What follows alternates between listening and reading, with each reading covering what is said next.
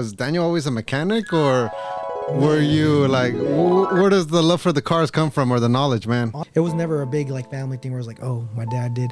It's just kind of me and my older brother as we grew up. We were just like, man, he got into the car stuff, and I was like, man, that looks hella dope. I was always kind of getting my hands dirty, helping my brother out. You know what I mean? I was like, yeah, getting my knowledge up because he already kind of knew a lot of stuff, but it wasn't the right way to do things. You know what I mean? It was more like Mickey Mouse. Yeah, literally, yeah, bro, literally that, like Mickey Mouse, exactly. Yeah, I went to Delta. Oh, really? Yeah, for the diesel technology. That's so, yeah. How was your experience there, man? Yeah, I like it, bro. A lot of people talk bad about Delta, but the reality is, bro, it's a pretty dope school. Honestly, like you can't go wrong with it. They have good programs. Like, so this is the thing. One time I went to Delta and I was like, I don't know what I want to do. And I talked to a counselor and he's like, so what do you come to school for? And I'm like, honestly, I don't know. And he literally, I promise you, these were his exact words. He was like, if I were you, I wouldn't be here right now. Then he's like, I would go work and then figure out what you want to do, then come back. And I'm like, damn, I thought the counselor was supposed to like guide you, like, you know what I mean? Uplift you a bit. Exactly, bro. Nah, that wasn't the case. He literally was like, if I were you, I wouldn't waste my time. He's like, cause right now you're just wasting your time. I started posting like little stuff to my friends because I only had friends. I didn't have clients on there still. So I was just like, hey guys, if you guys need anything small, like, you know, alternators, starters, the basics, you know, I'd be like, if you guys need anything, let me know. I'm doing it now. And I'm trying to do it for good. And I had people like, nah, you're lying. Or, you know, like, for real? And I'm like, yeah, bro, I'm being serious. And slowly but surely, bro, it kind of just grew. I love the way you post your work because to me, it's like a story. And I feel like I've gotten so much feedback on that, bro, where clients are like, bro, I stuck with you because it's like, I love how you show like what you did. Like, I love how you explain, like, you went into hella detail, like you changed this, you changed that. And even after that, it still wasn't right. So you went and did that. Like, so I've had all the feedback and I'm like, cool. So people like it. When I started off, I was mobile because like no one really trusted me enough to bring a car and drop it off, right? No one was like, I don't know, this guy, he doesn't even have the post to back it up that he's actually doing good work. I didn't have a truck. I didn't have like, I'm over there pulling up in a car, you know what I mean? And he's like, where's the tools? I got them in the car, you know what I mean? So and that's the thing, bro. People don't believe it, bro. I started working out of my car, bro. Like literally, I would pull up in a car, pop the trunk, and people, I had a jack back there, I had all the tools. And the thing is, bro, I treat every car the same, bro. Whether it's a brake job, whether it's a, you know, 30,000, 40,000 car. You know, I got to work on a CTS V3. They're like $100,000. Shit. You know what I mean? Fuck, dude, I built the motor on that, bro, and I treated that. And I'll treat a regular build. You know, it could be a 2001 Camaro, and I'm building it. I'm still treating it the same as that. You know what I'm saying? There's women that don't have, dads or brothers and stuff, so they don't know any better, right? So they'll go to a mechanic, they'll go to a shop and get charged a ridiculous amount for the most simplest stuff.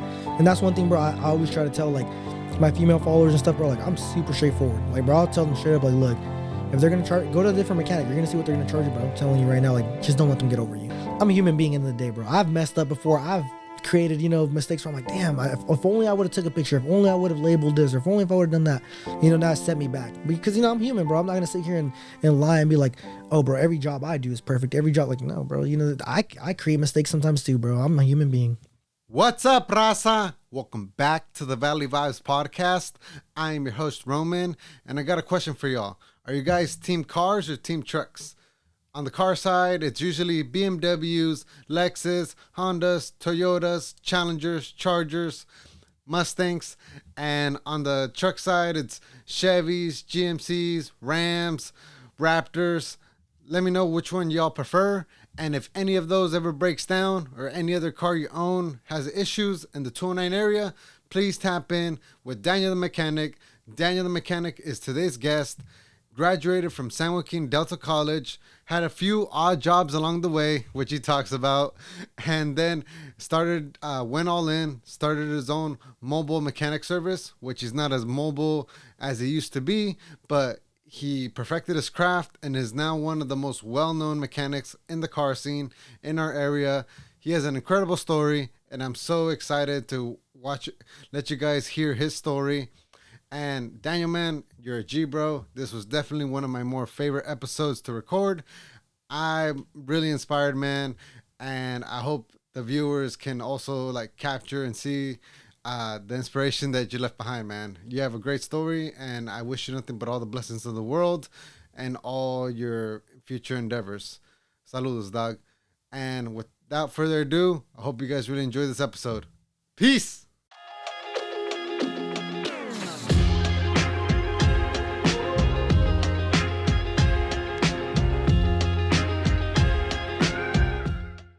Daniel. Yes, sir. Bienvenido, bro. Welcome to the Valley Vibes podcast, my G. Thank you, bro. Thank you for having me. I appreciate that.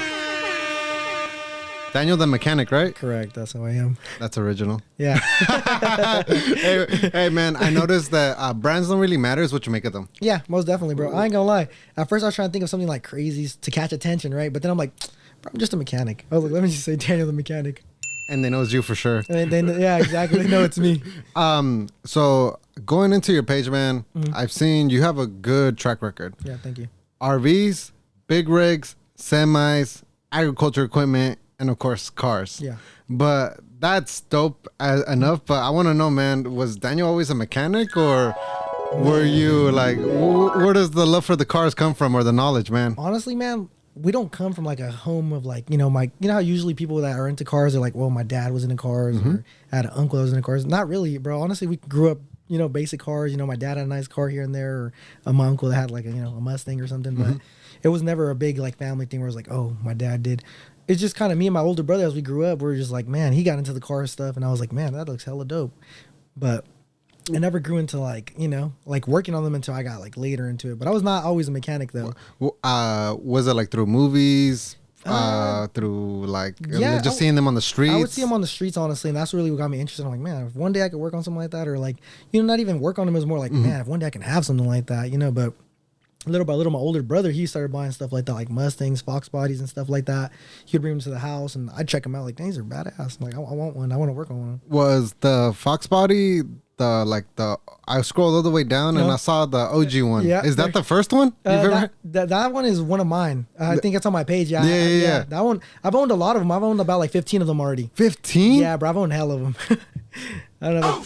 I don't know if it's a good thing or a bad thing, but and you just flip them, or you fix them up, or resell them. So when I started buying them, it was more like of a thing just to be like, damn, I got a Fox body, what I mean? Like, I got one now. But there were two bro, like they'd have hella issues, and they were like bigger issues where my knowledge wasn't there yet to fix them. And I was like, damn, well, I don't got the money to fix them. I was like, so I gotta just sell them. So I would make a little bit of profit on them, buy them, flip them, and so then like, I was like, you know what, I'm kind of tired of like having people work on my stuff. I'm just doing it myself.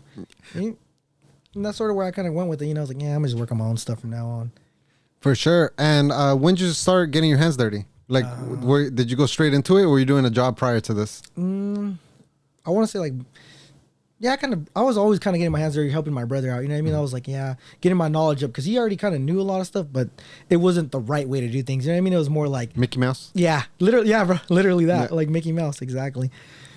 But you know what they say, if it works, it works. And that was the case there. It was working, but it wasn't the right way to do it, though. I've heard if it ain't broke, don't fix it. Yeah, there you go. Yeah, exactly. Leave it alone. So did you like took all the knowledge he gave you and like just branched out on your own, or did you go to school? Because I see you're also licensed, right? Yeah, I'm licensed, yeah. So ASC certified. How did you go to a school, or how did that happen? Yeah, I went to Delta. Oh, really? Yeah, for the diesel technology. How was your experience there, man? Yeah, I like it, bro. A lot of people talk bad about Delta, but the reality is, bro, it's a pretty dope school. Honestly, like you can't go wrong with it. They have good programs. Like, okay, so there's what's that one school called over there in Sacramento? The Sac State? Not Sac State. It's for cars. Like, what is it called? UTA? UTI, bro. UTI is garbage, bro. Like they teach you the basic stuff that you can learn on YouTube. And like I said, I'm not a big fan of like YouTube learning, but that right there, bro, is like the basics. You pay to get in debt, and it's like, all right, now what? Like I know how to do oil change. Where it's like you could have learned that on like, you know what I mean? And I don't talk down, because there's a lot of good techs that maybe went there, but nah, bro. I feel like Delta offers a lot more than UTI, and it's way cheaper, and it's like, you know what I mean, local. I don't know. Not worth the investment. I wouldn't. personally, to me, I don't think it was worth the investment. I think I went for like a week and a half or two, and I'm like, bro, everything they're trying to show me or supposedly show me, like I know this. Like, what's the point of me coming here? Yeah. And are the programs similar from what you remember? Like, were they like the same time frame and like same type of money, or? Nah, UTI was for surely more expensive. Oh, okay. It was like a lot more. Because my older brother tried going too, and I think he was gonna do like paint and body, and it was like super expensive too. He was like, yeah, nah, it's not really worth it. Was it like a year program type of thing? I think so. I can't remember. It's been a while. It's been years. And how long were you at Delta for? It was what? It wasn't too long, honestly. It's been a minute now. I got to go through my phone and go look through the stuff. It wasn't too long though when I got certified. It was. But you went straight into it, I imagine. You weren't jumping from major to major. No, yeah. Honestly, I went because honestly I didn't know what I wanted to do. So there's the thing. One time I went to Delta, and I was like, I don't know what I want to do. And I talked to a counselor, and he was like, so what do you come to school for? And I'm like, honestly, I don't know. And he literally, I promise you, these were his exact words. He was like, if I were you, I wouldn't be here right now. Then he's like, I would go work and then figure out what you want to do, then come back. And I'm like, damn, I thought the counselor was supposed to like guide you, like, you know what I mean? Uplift you a bit. Exactly, bro. Nah, that wasn't the case. He literally was like, if I were you, I wouldn't waste my time. He's like, because right now you're just wasting your time. And that kind of took a toll. I'm like, damn, he's right. I am just wasting my time. It was a hard truth because I agree. Yeah. I agree. Like if you don't know what you're doing and just to spend time, because college be expensive. Yeah, for sure, bro. Community college, that's what they're there for, to help out the average person. Mm-hmm. But you go to these state colleges, man, and or that UTI, those they're like private programs. Yeah, the private program. Damn, man, you can really get into a hole of debt, and for sure. The school system is made to keep you in debt, man. No, so most definitely. You got to be careful where you invest your time and where you invest your money. No, for sure, I agree. So do you recall, was it a year program, 2 years at Delta? I think it was like a year program, if I'm not wrong. I can verify that though. That is good. Just from what you remember. Yeah, from what I remember, I think it was a year program. And how was the professors then, man? How was the classes? They were dope, bro. They were dope. Like I learned a lot. It was really cool. You didn't really, like, in my opinion, like I said, over there it's it's jam packed in UTI. I feel like it was like hella people, and it's like, which isn't bad. Like I don't mind people. But it's just like, I feel like Delta, like you do learn a lot. I feel like, you're actually getting hands-on experiences, and it's dope. But even then, one thing's for sure, like the schooling only plays a role so long. You know what I mean? Like it only plays it so much because, bro, everything's out. Like you have a motor out, it's super easy. Like, oh damn, this is hell easy. But when you get into the real world, it's like, damn, bro, like it's not like how it was in school. You know what I mean? Like the bolts aren't that good. You know what I mean? The bolts aren't stripped. This and that. Like they make it seem a lot, which is understandable. You know, they don't want to give you something that hard. But the real world experience is like, damn, bro, this shit's hard as hell. I feel like they set it up like that to like kind of like guide you and encourage you that you can do it. But once you go in the real world, it's a whole nother deal. Yeah, bro, for sure.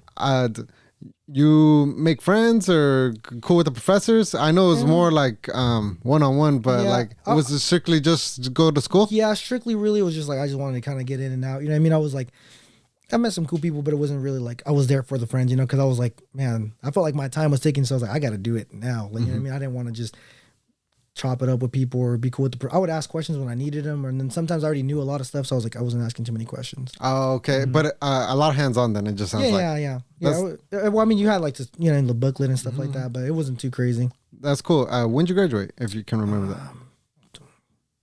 Man, I can't even remember. 20-something? 2000-something? I can double check though. I can't even remember. It was like 3-4 years ago? Yeah. Oh, I'm just saying, as soon as you graduated, you jumped into your own thing, or you went to a shop? No. So after that, I literally went to go work for Cherokee Freightlines, which my uncle, crazy story, because I wasn't going to be a mechanic there. I was going to be like cleaning like the trailers from the inside. So I wasn't going to be a mechanic, and he was like, oh yeah, man, they're hiring for that. But when I texted the guy, I was like, man, I want to be a mechanic. And he was like, well, we don't have a position open. I'm like, damn. And he was like, but you know what? He's like, come on down and apply and we'll see what we can do. So I went there, and that's where I got like hands on. And that's where I started learning hella more stuff. I'm like, damn, I didn't know any of this at school. Like they didn't show me this. They didn't show me that. Like, so you start kind of thinking like, damn, they didn't show a lot of stuff. But like I said, it's hella different in the real world. You know what I mean? Yeah. Everything changes. So I went there and I started working there for like, damn, bro, like 2 years. And it was... They said they didn't have a position though. Did they like you enough to open one up? My uncle's been there for years. Like he's been there for. So I think it was kind of like we're gonna kind of get him in there type stuff. But he didn't want me to be a mechanic. I feel like I don't know. I feel like he didn't want because he probably didn't want to see me in the shop or whatnot. He's a welder, so we kind of didn't see each other anyways. But I don't know. I don't know if he just didn't want to see me there. I don't know. Yeah. I will.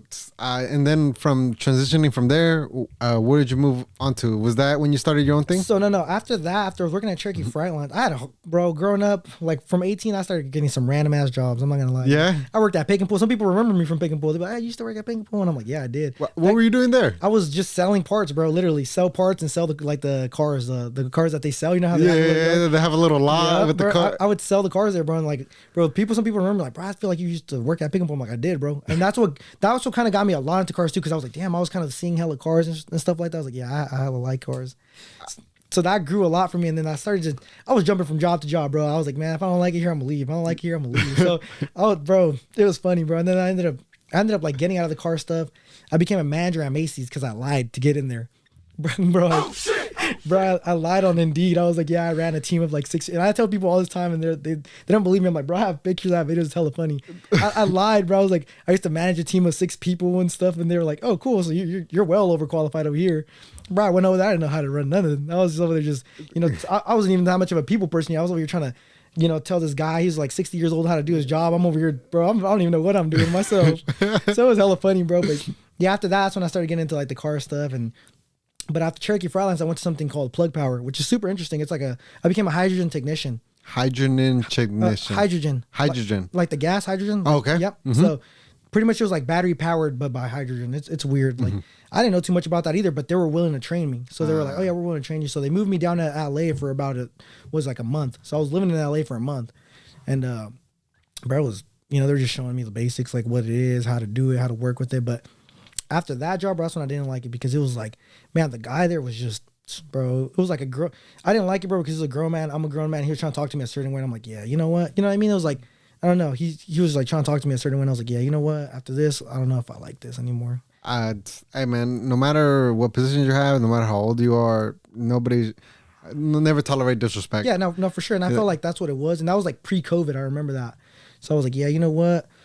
Man, I just lied. I was like, I think I got COVID. So I got 2 weeks off. And during those 2 weeks, bro, I was thinking so hard. I was like, man, that's when like I had a buddy who was telling me like, maybe you should start your own stuff and this and that. I'm like, fucking, bro, I kid you not, those 2 weeks were like the longest 2 weeks because every day, bro, I would like look into stuff and like, I was like, well, I already have tools, but they're not enough tools. And I would be like scared. And I'd be like, man, should I change my IG name? I'm like, nah, I shouldn't. Like, I shouldn't even think about it anymore. Talk to like my brothers and they'd be like, man, that's a risk. Or, talk to friends. They'd be like, man, I don't know. That's up to you. I feel like you should just probably look for a better job. And I'm like, fuck, man. It's like so many some people would say yeah, some people would say no. And I'm like, man. So every night I'd be like, bro, it was like the longest 2 weeks of my life because I'm like, there would be texting me from work and stuff like, hey, how are you feeling? Are you going to come back? And I'm like, I don't want to, but I feel like I am. But then, bro, literally like the last week, it was like the last 2 days, 3 days. I'm like, you know what, bro?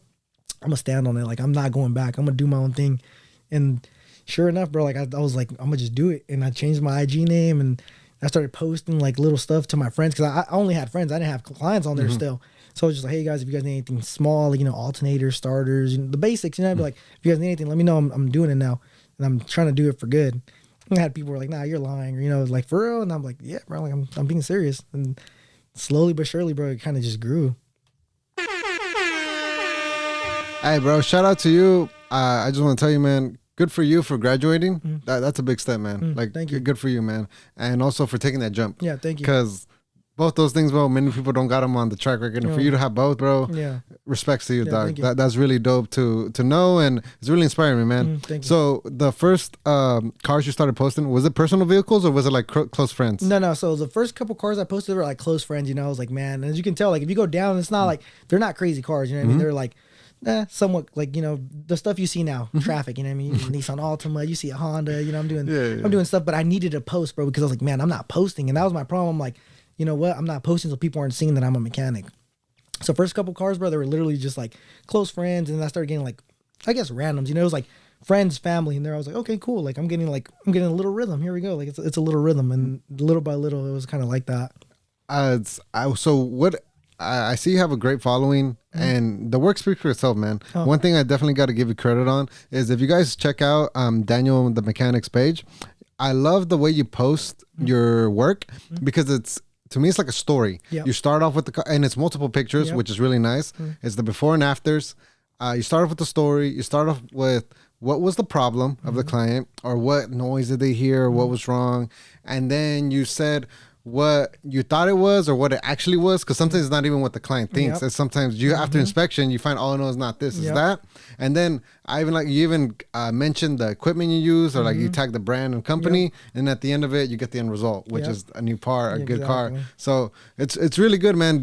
How'd you get that idea? Because not many mechanics do that. They don't, bro. And that's what sets you apart. Yeah, bro, I'm not gonna lie, you see a lot of people, they'll post a car and they'll be like, oh, change the alternator, and there's a picture of the car and that's it, and then you're like, okay, cool, but what happened, what was it? So to me, bro, like I always liked, like, bro, personally myself, I like when people go into the detail, like, okay, bro, look, this is what had to happen, this is what we did, this is what we changed, how'd it go, like, was there any issues, like, hey, bro, it turns out that wasn't the issue, like, it kind of just, man, I feel like I was born to do that, bro. I was like, you know what, dude, like, I started posting, I started telling people, like, because I would see a lot of things, like you said, a lot of people would be like, oh, I think for example, my alternator is dying. And I'm like, well, maybe it is, right? Change the alternator. Boom, that's not the issue. So what is it?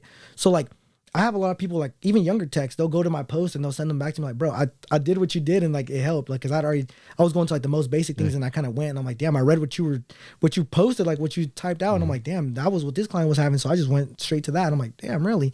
So it's like a little like help for them. You know what I mean? I don't know. And I feel like I've gotten so much feedback on that, bro, where clients are like, bro, I stuck with you because it's like, I love how you show like what you did. Like I love how you explain, like you went into hella detail, like you changed this, you changed that. And even after that, it still wasn't right. So you went and did that. Like, so I've had all the feedback and I'm like, cool. So people like it. And I'm not gonna lie, I've had people like throw little blames like, oh, it's too much to read. And I'm like, bro, you don't have to read it. You don't have to read it, bro. Like it's IG, bro. It's not that serious. Don't read it. Other people will read it, bro. You're perfectly fine. You don't have to worry about it.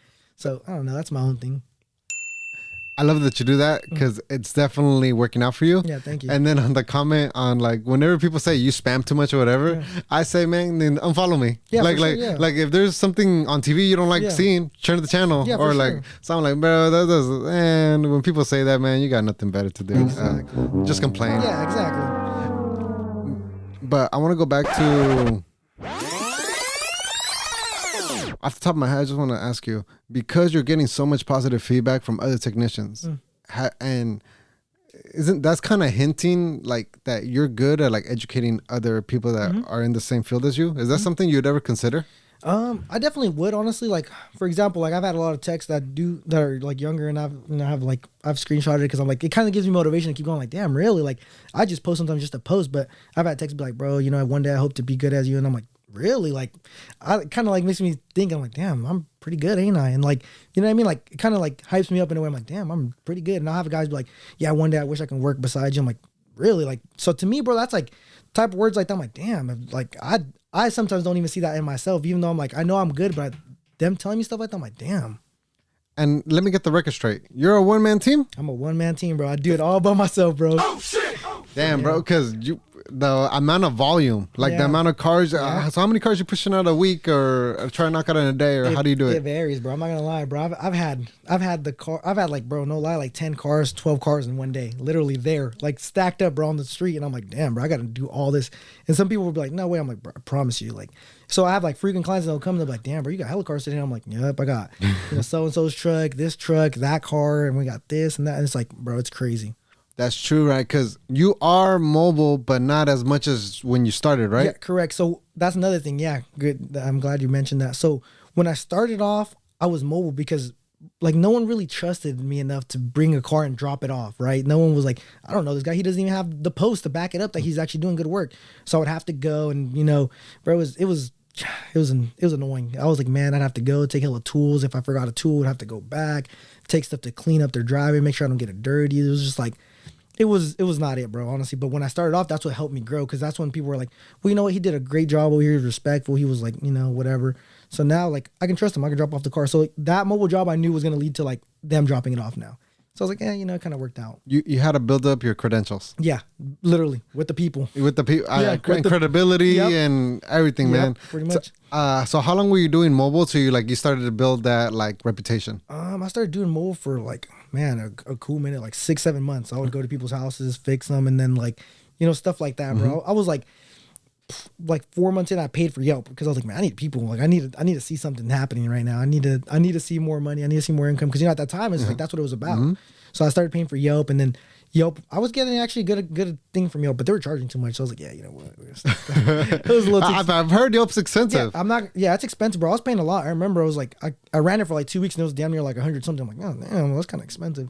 So, but then again, I was getting like decent jobs. You know what I mean? So some of those people, like, they kept me in touch. You know, they saved my number and stuff, and I still do have Yelp to this day, and it's crazy. I still get calls, even though I don't pay for it, bro. But like, that thing still brings me business to this day. Hey man, I'm a big believer in it. You got to be in as many platforms as you can. Yeah, bro. Especially when you're a business like yours, it doesn't hurt. Yeah, bro. So pretty much like off Yelp was like the first time I got like a contract from a business, from like, since I do a lot of semis and stuff like that, I was able to close a contract with a company here in Stockton. And bro, like, I thought it was just like a spam or something, bro. Honestly, I was like, there's no way he's being for real. He's like, yeah, I got like 20 trucks, 40 trailers. Like, I need you to do DOT inspections, annual inspections. I'm like, man, I was like, nah, I think it's BS. Yeah, I'm like, ain't no way. But I go, you know, I meet up the guy, cool guy. To this day, I'm still cool with him because we have a contract and stuff. Yes, sir. So I meet him and stuff, and he's like, yeah, he's like, you're hella young, whatever. We're talking and stuff, and he's like, you sure? Like he's like, how many people do you have? And I'm like, damn, like these are multi-million, because even though it's like people don't realize, bro, like local companies are millionaires too, like you know what I mean, like bro, these people make millions. Mm-hmm. So I'm like, yeah, I got a team of like 3. I'm over here counting me and my brothers. I'm like, hoping they're willing to help me. And he's like, okay. He's like, yeah, nah. He's like, you should be good with 2. And I'm like, yeah, for sure. And he's like, yeah, you know how to drive them and stuff. And yeah, well, I already knew how to drive all that stuff, back up the trailers and stuff. I'm like, yeah. So, we were talking. We went over prices. And like, I had already went with the game plan. I'm like, I'm gonna charge him this much for the trailers and this much for the trucks. If he agrees that, in my head, dude, I'm like, man, it's gonna be hella money. Like that's crazy. Like, you know what I mean? At that moment, I had never gotten that much money from like a job, I guess. You know what I mean? Like all at once, a lump sum. So I'm like, I don't think he's gonna want to do it. And I was like, well, let's see what happens though, right? And I go, and he's like, well, so-and-so, the guy that was doing it for me, he was charging me this much per truck and per trailer. And I'm like, damn. So I was undershooting it by a lot, bro. I was like undershooting like 20 something. So I was like, you know what? At that moment, it just hit me. I'm like, I'm gonna charge him like $10 less. And I was like, well, what do you think if I do this much? Come over here, bring all the paperwork, et cetera, et cetera. Shook my hand. He's like, yeah, let's do it. Come on. I'm like, dude, I was like, deep down inside, I was like hella happy, but I didn't want to show it. You know what I mean? Because I feel like they're gonna be like, damn, you're excited. I thought you already like, because I had to lie, bro. I was like, man, yeah, I do this all the time. You know what I mean? So if I'm over here excited over this, he's like, bro, you've never done this before, so I didn't want to screw it up. I'm like, yeah, you know what? I don't want to screw it up. So yeah, as soon as we did it, ever since then, bro, I thank God, bro. I mean, it went good, and I've had that relationship with him for about 3 years now. So, you know what it reminds me of? It was where'd you say Macy's? Macy's, yeah. Macy's all over again, man. Bro, literally, bro. Except on a more extreme level this time, bro. I'm not gonna lie. This time you couldn't really. You had to show up and work. Yeah, exactly. But this time I had to, and like and the crazy thing is, bro, that guy, bro, I thank him so much because he questioned the first couple times I went. The first couple days, he was like, "Where's the other guys?" And I'm like, "Oh, I left them working." You know what I mean? I was trying to play it off so smooth. And bro, ever since then, he never really cared. He was just like, okay, like he saw I was doing everything I had to do. I was reporting back to him, doing everything I was supposed to do. And I'm like, cool. So he was hella happy. He was like, bro, you're doing exactly what I was expecting you to do. So I don't have a complaint. I'm like, cool. And that lead came from Yelp? Yeah, that lead came from Yelp, bro. Believe it or not. Wow. Yeah, bro. So I tell people sometimes too, like when they're starting off, I'm like, look, bro, pay for like a week or two, see how it goes for you. Like I did it, bro, and it worked. Like, and I was already gonna stop paying. I'm like, I'm not gonna pay this no more because I'm not even getting nothing no more. And bro, that out the blue, bro. I'm telling you, I didn't understand him because he was like, I think he was like Indian, I believe. So he kind of has like a strong accent. So I thought, like I said, bro, I thought he was lying. I thought he was playing around. A scammer. Yeah, bro. I was like, man, he's probably gonna play me. So when I pull up, bro, and yeah, dude, you know what I mean? He pulls up, he had a little headset on. We start talking, shakes my hand. He's like, so you've done this before? I'm like, yeah. In my head, I'm like, I did it for a company, not for myself, but I did it for a company. Yeah. And he's like, yeah, okay, come on. Hey man, and looks to me to see, man, because you are young. Yeah. So I can only like imagine his perspective too. Yeah, he's expecting like a older dude. Yeah, bro. Like, and over the phone, you know what I mean? It's like, bro, you don't even know who to expect. And I'm like, bro, and at that moment, I didn't have a truck. I didn't have like, I'm over there pulling up in a car, you know what I mean? And he's like, where's the tools? I got them in the car, you know what I mean? So and that's the thing, bro. People don't believe it, bro. I started working out of my car, bro. Like literally, I would pull up in a car, pop the trunk, and people like, I had a jack back there. I had all the tools. Like, bro, it's a real thing, bro. I have videos. I have proof, bro. Like, I don't, there's nothing for me to lie about that, bro. Like my close friends and close followers, they remember, bro. Like, bro, you used to work out of the car, do mobile jobs. I'm like, yeah, bro. I used to really get down, bro. I had no other choice, you know what I mean? I didn't have money for a truck. So that's how I was doing it back then. Trust the process. Trust the process, bro. Yeah. True. And for that guy, you were doing semis, right? Yeah, semis and trailers. Semis and trailers. Yes, sir. Yeah. And they taught you that at school? No. That was at the one job you had. That was at the company. Yeah. So the company, it's required by law. You need like a 90-day inspection and an annual inspection. So that's why the trucks and stuff, like, you can go hell into detail about that. But it's like they're needed. So like you kind of go and make sure the trucks are safe, because the drivers aren't checking. The drivers aren't going under there checking to see if the brakes are good or if there's a wheel seal leak or whatever. Yeah. So they pay people like us to do it. And I saw that on your post, you even have agriculture equipment. Yeah. So did you go to a ranch or how did that work? Yeah, bro. I've gone to a couple ranches, actually, believe it or not. I've had contractors like, hey, man, I got a John Deere over here. It's like, this is acting up, or one of the lift pumps is going bad. Like, can you fix it? I'm like, man, I ain't got a truck. I'd be like, bro, I got a car. I'd be like, you know what? Yeah, but they got the truck, so I'm gonna have to pull up in the car. And they're like, I don't care what you do, just come. Yeah. I'd go over there, bro, do it, and they'd be hella happy, bro. Like, man, you did that hella quick, or you did it fast, or whatever it was, bro. But yeah, man, I mean, the tractor stuff kind of just came naturally. I was like, man, it's similar to like this and that. You know what I mean? I never learned tractor stuff, but it was like similar. I'm like, it's kind of common sense. It was common sense to me. Yeah. So I'm like, I could do it. I ain't have to worry. Damn, man, Bro, you're on it. You're on it, bro. You're on it. You're making it sound easy, but I know for a fact it's not that easy. Bro, I have a client, bro. It's hella funny. He's from Lodi, actually. Yeah. He owns a business. He has it's like the fake grass, artificial grass. Mm-hmm. So I was doing a lot of work for him, but it was like diesel trucks, but regular ones like Ford F-350s, you know, stuff like that. And one day, bro, like I became hella cool with him, and he was like, you know what, bro? He texted me, and I have the text, bro. I could literally show you. It's hilarious. He was like, hey, Daniel, I want you to come to because he has like a ranch too. Mm-hmm. So I want you to come. I want you to take a look at my airplane and see if you can fix it. I said, airplane, bro? Like, yeah. I'm not working on no airplane, bro. I was like, yeah. I was like, not an airplane, because I mean, bro, I've never worked on a plane, and at least the car will stop on the road. A plane, bro, where's it gonna stop? You know what I'm saying? I was like, you didn't want to be that liability, bro. Imagine that, bro. That's a huge liability. I posted that, bro. So many people shared it. I don't, because it's not a business profile, but bro, the views were like 1,500 views. Hella people were DMing me like, don't do it. Or some people were like, do it, quit being scared. Like, who cares? I'm like, nah, hell no. I was like, imagine, like, bro, I test drive cars sometimes to make sure they're good. How am I gonna test drive a plane? I never drove a plane, bro. Like, hell no. No way. I think you trusted your gut on that one. Yeah, no, for sure, bro. Maybe if you were close to somebody that was already doing it. Yeah, exactly. You know what I mean? Maybe I would have took them with me to guide me in a way, but I didn't want too much of a liability. And I was like, yeah. I mean, that's good, man, because sometimes our ego gets in the way, and it makes us do things that we aren't really that comfortable doing. So for sure. For you to like take a step back and be like, you know what, I'm gonna sit this one out. It's good on you, man. Like, you didn't let your pride control you. A normal week now, or your day to day to present, what is it mainly? Is it a mixture of everything now with the big rigs, the semis, the RVs, and the cars, or is it just mainly cars now, or what? So it's mainly cars. So it's like mainly cars, and we do get random calls. Sometimes I say we because I'm so used to saying we, but it's just myself. So it's kind of weird. I say we a lot, like we got to do this, and I'm like, man, I gotta do this, not we. No, hell. Real quick, you have a small business? Yeah. Use that we. Yeah. Use that we. They don't gotta know it's you, because when they hear we, they take you a little bit more seriously. Yeah, no, for sure. Yeah, because they think it's like, oh damn, there's a whole brand, there's a whole business. If you say they're not gonna like. Yeah, no, I had this recently. I closed a contract with this company from Sacramento for some water trucks, and I was pretty happy about that. But when I was talking to him, we were like, he was like, yeah, man, it's because we had a mechanic, but he played us. He paid up. He was telling me it was like a ridiculous amount of money they paid the guy. He was like, so I'm kind of like having issues trusting people again. I'm like, yeah, don't worry about it. He's like, so he was like, he already assumed that was like a big thing, you know what I mean? Because I have nothing but like 5-star reviews on the Yelp account. So it's like, cool. He was like, bro, he's like, I'd feel more comfortable if you yourself came down first and you can send your guys after. I'm like, sure. And I just kind of justified it. I'm like, you know what, bro? I was like, how about we do this, bro? I was like, for the first time us meeting, I'll meet you. I was like, then after that, I'll send my guys. And I made it sound like that. And he was hella happy. He was like, man, thank you. I know you're hella busy. So the fact that you want to come out of your time, I'm like, sure, bro. No, we're right. Oh, my boy. That's a big W, man. Yeah. That's a big W to you. Yeah, thank you. Guys, you guys have a small business? Use we. Trust me. It'll take you a long way. For sure. And your business partner could be your dog for all we care. Yeah, literally. For real. But it works. It really works. Sure. So it's mainly cars now. Yeah, I still do the rigs, but since it's like a 90-day thing, so it's every other 90 days. You get what I'm saying? Mm-hmm. And then like, I'm not gonna lie, man, I'm so busy that like really mobile calls it's really rare now. Like, you know what I mean? Like I'll do them, but it has to be something like where I'm like, man, it has to be worth it. I'm not gonna lie to you, man. It has to be so. And I hate to make it sound like it's about the money, but the reality is it is, bro. Because time is money, and it's like, bro, if like I've had clients be like, bro, I'll pay you this much just to come. And I'm like, damn, if you're just wanting to pay that much, like it's worth it. Because this job's I still got hella to do, and it's still gonna take me this much. I'm like, you know what? Money talks, bro. And it's really that really is the truth in this industry, bro. It's like money talks, bullshit walks, bro. That's the reality. Yeah. Walk me through a client's experience almost the best way you can. I have a problem with my car. Mm-hmm.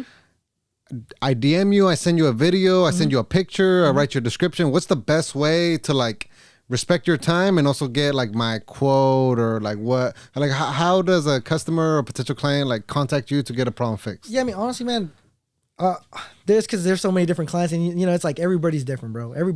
You have guys that are like, yo, and you're like, what? Like I'm hella confused. Like, okay, I'm like, what's up? And it's like, that's it, bro. Like they'll either reply something or they'll just be like, you work on cars? Like, no, bro. I just have a page full of cars for no reason. You know what I mean? Then you have like clients that really, like you said, like like what you mentioned is perfect, bro. Like they go in the description, like, hey man, I'm hearing this noise from, the bottom, and these are pictures. Someone worked on it before you and they did this. And it's like, that's perfect, bro. That's where I'm like, cool. So you kind of have an idea of what's going on. You know what I mean? Like, or not even necessarily an idea, but like you're giving me a whole description. Cause there's people that would be like, I don't know, you got to figure it out. And that's cool, cause that kind of is my job sometimes, but it's like, some people make it way more difficult than it is, bro. Some people are just like, yo, it's this. And I'm like, so it's this. And then they'll come bring the car and we'll kind of talk in there. It's like, it's completely different. I'm like, oh, bro, you should have told me it was that. Like now it's like, it became something bigger. So now I'll tell people like, here's my number, call me, let's talk on the phone real quick. Give me 5 minutes and we'll go over everything. I love that because I find out when researching all this and reading other people's like reviews, the biggest problem, a complaint I saw with people was like, oh, he told me it was gonna be 200, then I know he mentioned it was like tripled. Yeah. But I think that's because they make it sound as small as a job possible, but when you get there, it's this whole thing you gotta do. Yeah, no, bro. Honestly, I try to price wise, I try to be straightforward as possible. Like I try to tell people like, look, bro. Honestly, that job's gonna run around. You know what I mean? And I'll tell them it could be estimate, bro. It could be lower, it could be higher. You know what I mean? Like I'm not gonna. It's different, bro. If I sit down and I tell you like, bro, it's gonna be 150 for that. I'm not gonna change the price anymore, bro. Like one thing about me, bro, I stand on it. Like I'm really a man of my word. I'm like, yeah, even if it took me 3 more hours, I'm like, man, I can't believe I told him 150. But I gotta do it now. Like you know what I mean? It's happened so many times, bro. I'm like, you know, and I tell the client, and 9 out of 10 times, bro, the client like they're so understanding. They're still shooting me an extra 50. Like the 50 I was gonna charge them, tip it. You know what I mean? Like here, bro, I know you did that extra work. I know you have to do that, so it's cool. Don't even trip. And I'm like, cool, appreciate that. Yeah, it's all love, bro. I'm like, cool, thank you. So, but I try to be as, you know, I straight as forward as possible with the prices. I'll be like, look, bro, you're either going to pay X amount or you're going to pay X amount. The part's this much, and that's what it is. You know what I mean? Because I've heard so many crazy stories about mechanics, bro. It's crazy. Like, he charged me this much, and then the part this much, and I'm like, nah, bro, not me. Like, I'm going to tell you straight up, like, you could get the part, but just make sure you get the right part. And that's the biggest thing, bro. People get the wrong parts, and that just sets us back hella bad. Hey, real quick, you were talking about crazy stories? Yeah. I know you said you've heard of one, but do you have like experienced one that like, man, I'm so happy I didn't take the job, or I took this job and man, you wouldn't like, do you have a crazy story?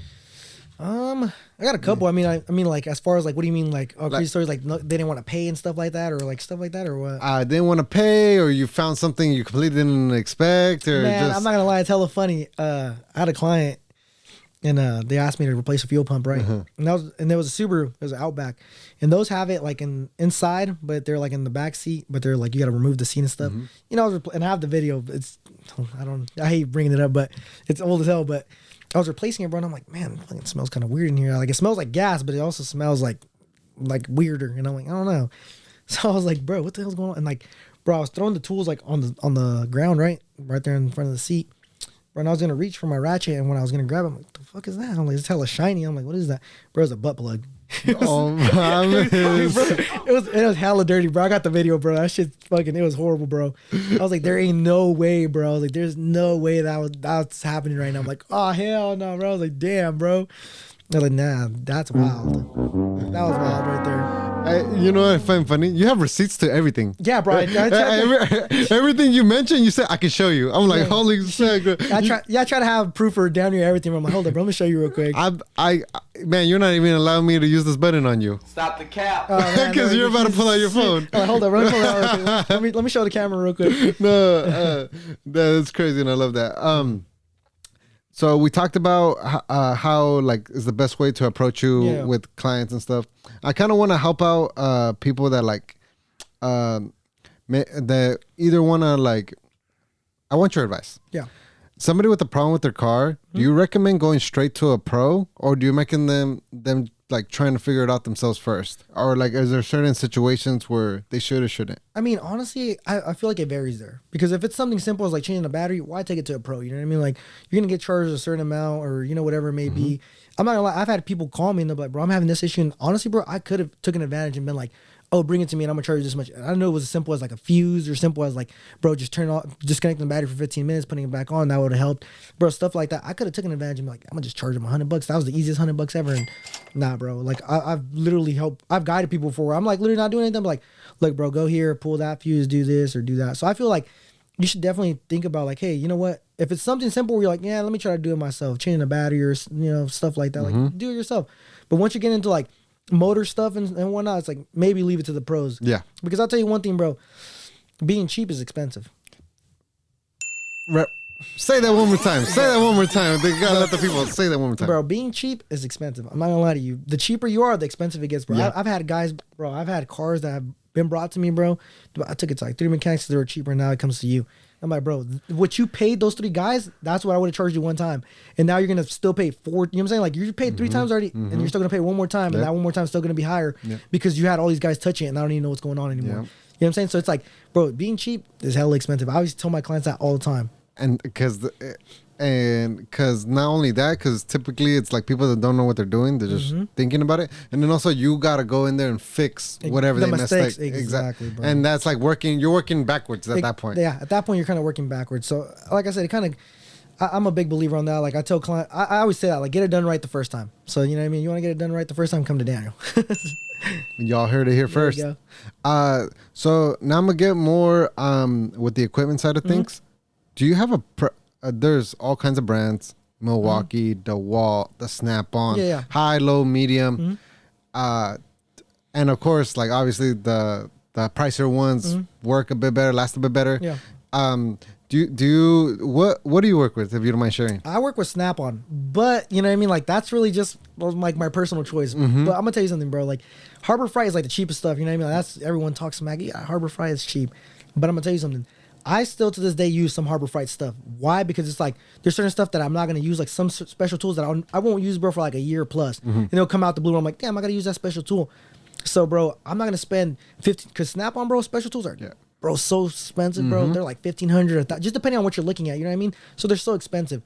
So I mean, but personally, myself, bro, I use Snap-on, and sometimes I get hella guys that like, I can't believe you using Snap-on. You do it for the hype. I'm like, bro, it's what but for me, I work hella comfortable with them. Their sockets are just hella good. Their ratchets are hella better. good. Like, yeah. I'm not gonna lie, they're better. But I always tell people like that are barely getting into the field, like, bro, don't get Snap-on. Like, don't get yourself into some debt, bro, because that shit ain't funny.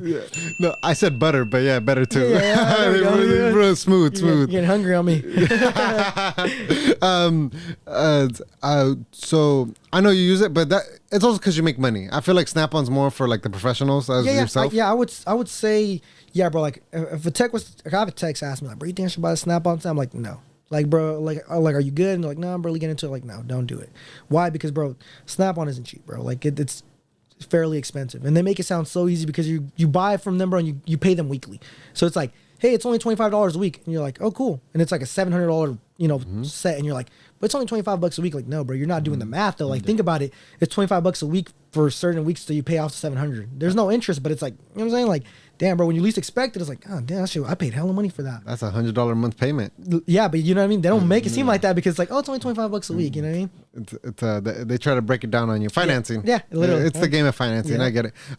Is there any brand that you can like vouch for or say like, oh, I know you said Harbor Freight. Is that the one you say people should go for? Or like I'm talking about for the average Joe that just does like maybe an oil change, change tires. I would say Milwaukee. I'm a big fan of Milwaukee.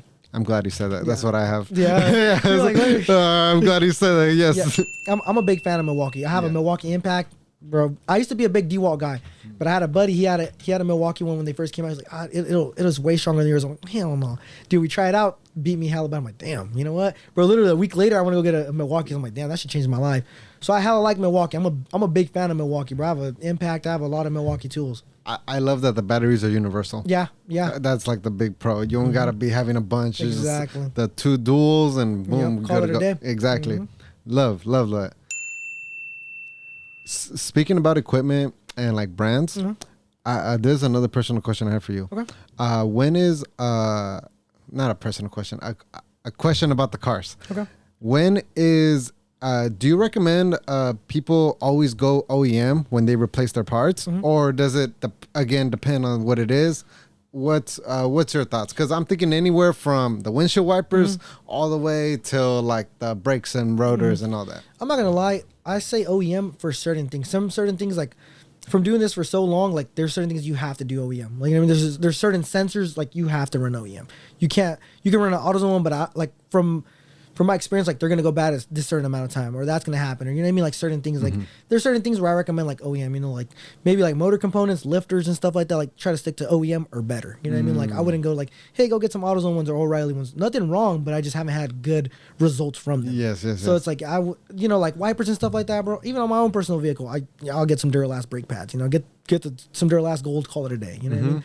But I don't know. I don't say OEM all the way. You know, I feel like that's really just, you got to be like really picky or really finicky about that. Got it. So people can go with that for the market. Yeah, most definitely get some Mobil 1 oil or stuff like that. But just don't expect the best result. Well, depending on the brand too. And it depends on what exactly. Like I said, you can get an AutoZone starter, and there's like certain cars like Fords and stuff like that. They don't like some AutoZone parts or, you know, et cetera. So it's like, you know what I mean? Like you want to run like, I don't know. It just varies on the part, honestly.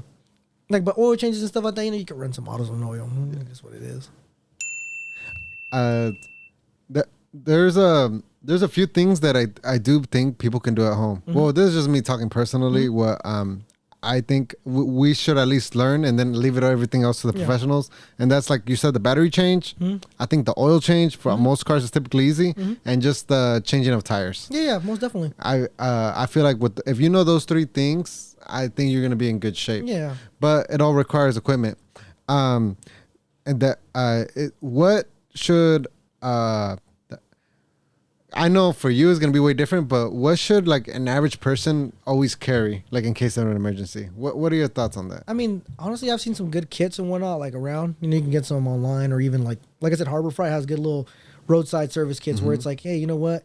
If you were to have like a radiator leak, or maybe you just need to change the battery because your battery died in the middle of the parking lot. Like I would carry like a little tool set. It's like a little, not too big. It's super, bro. You can literally pack it somewhere where whenever you won't even notice it. Yeah. So it's like a little safety one that you can just carry around, bro. And they're like $15-$20 from Harbor Freight, and that's for like an average Joe. You know what I mean? That way you don't break the bank getting in Milwaukee. Because even Milwaukee sets are still pretty expensive still. Yeah. You know what I mean? They're not as cheap like I want to say, but especially not a Snap-on. I wouldn't carry a Snap-on one. It's too expensive, and they're overkill. Like you don't that equipment like you're not gonna use for something less. Like, you can use it, but it's just overkill. You're gonna overpay for something you're probably gonna do once or twice. Yes. I just think people should always be prepared. Yeah, most definitely. I agree. Because I have a little thing it's a battery starter, it's an air pressure, flashlight, jack. What else?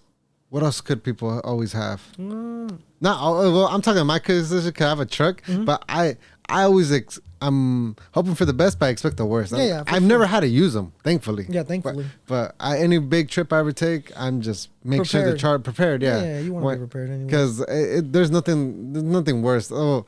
One of the worst things is being stuck on the side of the road, waiting for somebody. And then you got to call someone like me and then get charged hella. No, just kidding. Just kidding. That is the name of the game. Supply and demand. Bro, that's what can't knock on the hustle. Can't do it, bro. Yeah. What's something else you think though people should have? For sure, like let's see. You already mentioned, the air compressor, battery, the jumper. I mean, a flashlight, little tool set. I mean, a jack would be nice, because not every car comes with a jack. But nowadays, bro, a lot of cars don't come with spare tires anymore. So no, bro, they come with like a little compressor and the little, the slime to repair like a cut in the tire or whatever. So they're not coming with spare tires. Now it's like optional. Like if you buy a brand new car, it's optional. I think you can either get one or you don't get one. I think it's an upsell then. At that point, they ain't giving it away for free. Yeah, bro, they're not, bro. So it's like, in a scenario like that, bro, like even if you like now you got to start packing like your own spare and stuff like it's getting. I mean, it's like it becomes kind of annoying now. You're like, damn, I really got to pack my own spare in this car. Like, I didn't know that, man. Yeah, bro. I haven't. It's a real thing. Yeah. None of the homies have gotten brand new cars, but I haven't seen that. Yeah, the new cars, they don't come with spares anymore, bro. They come with either like a compressor and I guess don't quote me unless I think you pay for it. Like I think it's like you said, an upsell. Like you either choose the compressor or you choose the tire. Which one do you want? But most of the new cars that I've touched and you pop the thing, no, nothing. I believe it, man. And this is just me, like a personal question, because we recently had on here, shout out to the Street Madness. I'm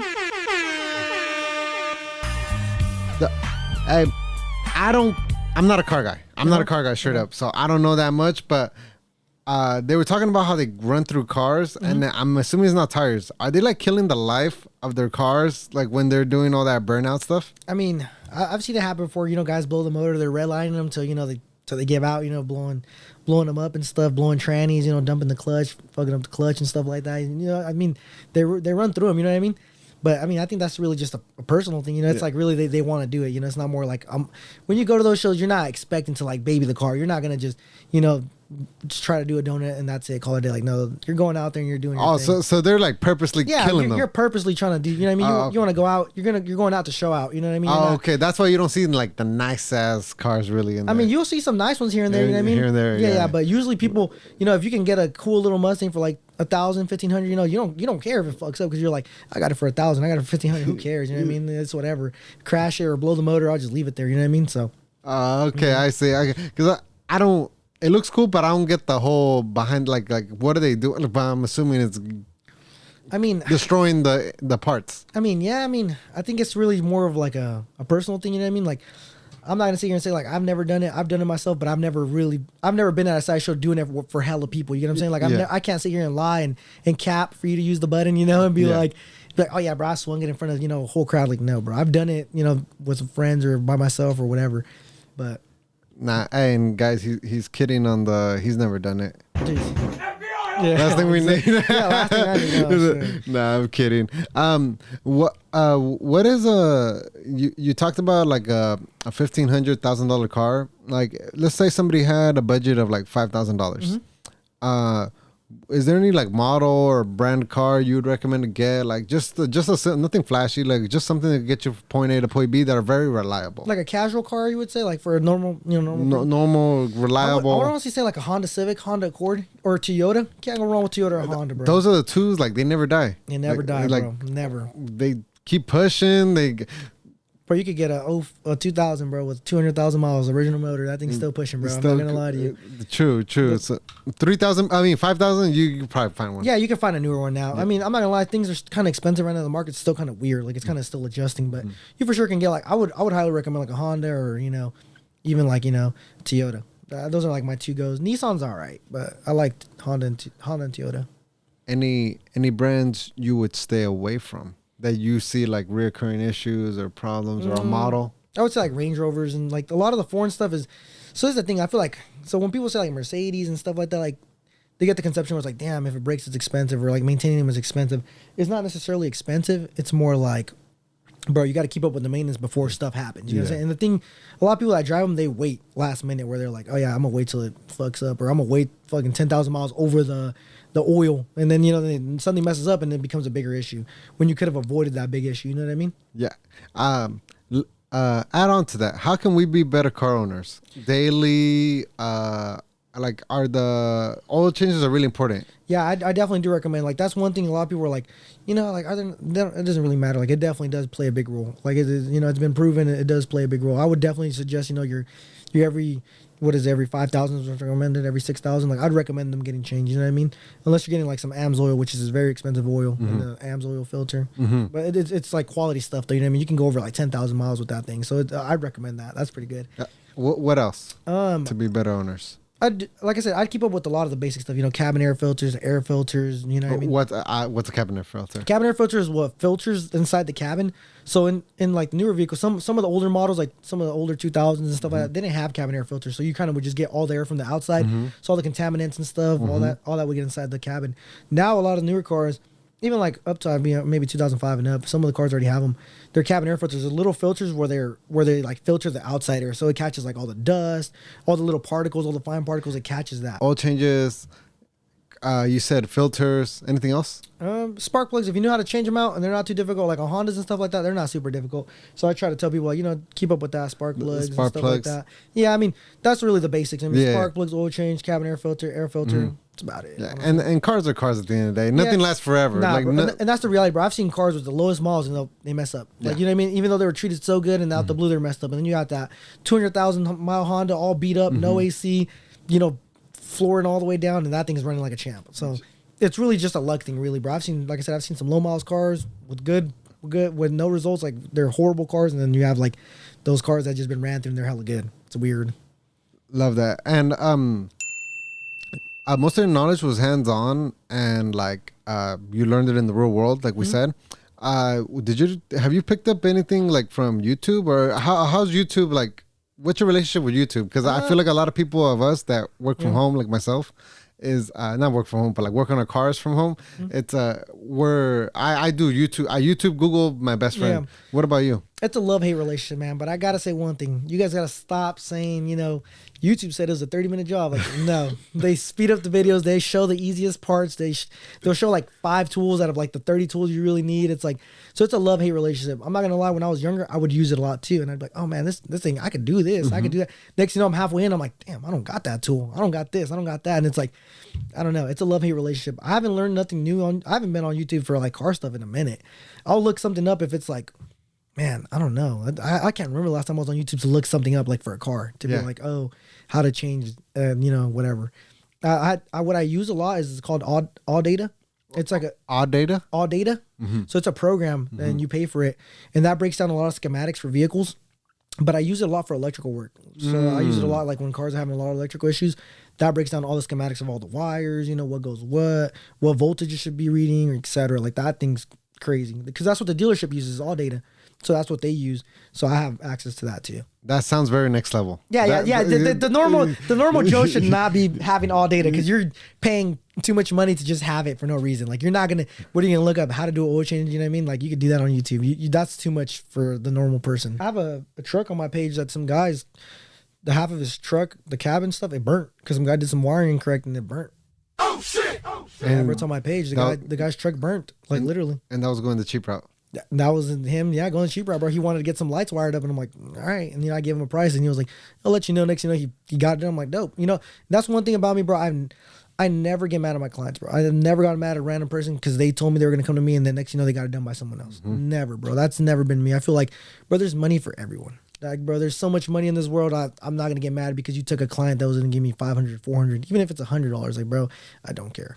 Like, bro, there's so much money for everyone out here. Like, so that's why I feel like, man, why are you hating or why are you like upset about something? Like, bro, there's money for everybody here. I'm not hella greedy trying to take every client. Like, bro, no.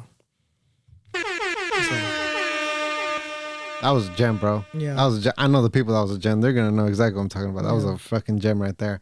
So, what's your response? Direct response, or basically when somebody says, "I can do it for somebody cheaper," or "I can get it done by somebody cheaper." Bro, it's hilarious. I got so many of those. Back then, I would get them a lot. Like, oh, bro, it's too much. I can have someone do it for cheaper. And then, bro, funny thing is, they'll come like literally a week or 2 months later, and I'm like, "Hey, bro, I'm still having the same issue." And they won't tell me they got it done. Mm-hmm. When they come, like, "Oh yeah, bro, it's because a family member or my dad's mechanic or my uncle, his boy fixes cars or so and so." And bro, it's just everything's messed up. Everything's screwed up. Everything got completely worse. I'm like I said, bro, and I'll keep saying, bro, being cheap is expensive. Yeah, facts.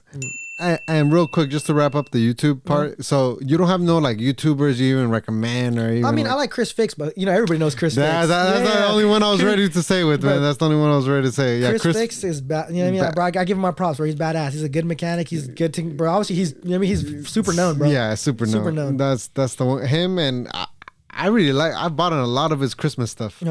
Chris Fix? He comes out with videos around Christmas with like cheap tools. Oh, I wonder who it is. No, it's Chris Fix. Oh, okay. It's in the month of December though. Oh, really? I didn't know. He comes out with like best like cheap budget tools and stuff, and he's helped me out a lot though. He's helped me Chris out. Fix is cool, bro. I like him. I'd recommend him. And if you want to get started into cars, don't know where to go, look up Chris Fix. Yeah, he's pretty good. He's pretty good. But coming from you though, Daniel the mechanic.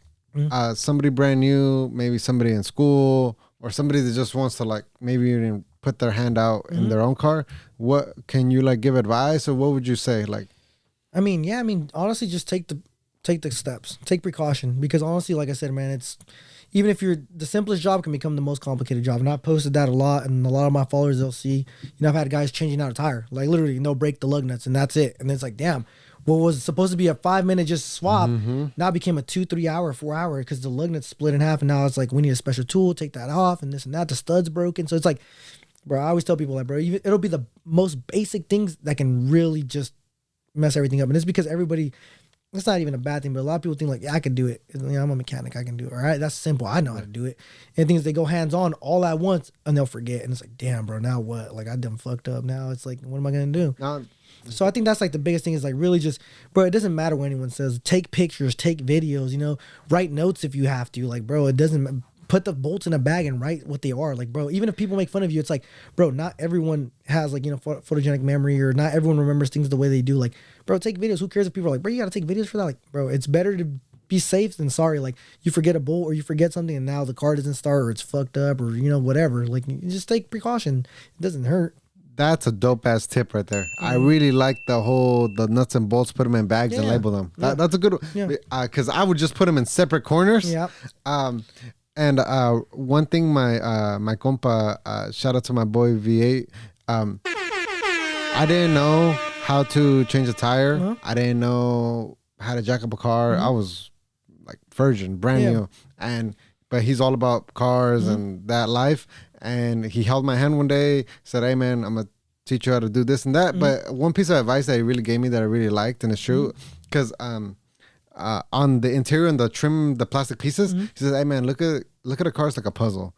Like the left side is for the left, the right side is for the left. Even if you mess up, bro, you can't put the right pieces on the left side, bro. So, like, look at your car also as like a puzzle, man. Like, play around, like, like mess around with yours, but yeah, he says take your time, be patient. But the one thing that's helped me out a lot is I look at a car as like a puzzle almost. Yeah, and it's true. It is like a puzzle, but some things like interior things, for example, yeah, you can't mess them up. But some of the other stuff, like you couldn't mix up, like you can mix up certain lengths of bolts, or you know what I mean, like certain stuff like that can't happen. And I'm telling you from experience, because like I said, man, I'm a human being in the day, bro. I've messed up before. I've created, mistakes where I'm like, damn, if only I would have took a picture, if only I would have labeled this, or if only if I would have done that, now it set me back. Because, I'm human, bro. I'm not going to sit here and lie and be like, oh, bro, every job I do is perfect. Every job, like, no, bro, I create mistakes sometimes too, bro. I'm a human being. As we all are. Yeah. Yeah, bro. Honestly, the same way you say, bro, like when I was first starting off, there's a lot of people that were like hitting me up and stuff, and they would just leave me on red, give them a price, red. And I'm like, all right, bet. And then like, maybe they just didn't like the price, or maybe they didn't like, maybe they were just didn't trust me. I don't know, whatever it was. But like you think about it and you're like, damn. And now those people are, brother, oh yeah, I know Danielthemechanic, or this and that, or man, I've been trying to get in with him for a month and I can't get a hold of him. And I hate to be like I pick and choose, because that was the thing that was happening like a couple weeks ago. I had a DM and some guy was like, you pick and choose, if they have clout or if they're known in the car community, you reply. If not, us regular people don't get in. And I'm like, that's not true, bro. It's all about really like, really, bro, at the end of the day, bro, it's about the money. Like my biggest concern really is like, I like to make sure people's cars are, safe to drive, or they're built right. If we're building them, whatever we're doing, I just want to make sure the client's happy. That's really my end goal, bro. End of the day, like, cool, yeah, I got some money out of it, but bro, my biggest thing really is like, bro, if the client, bro, I love seeing feedback. I love getting feedback.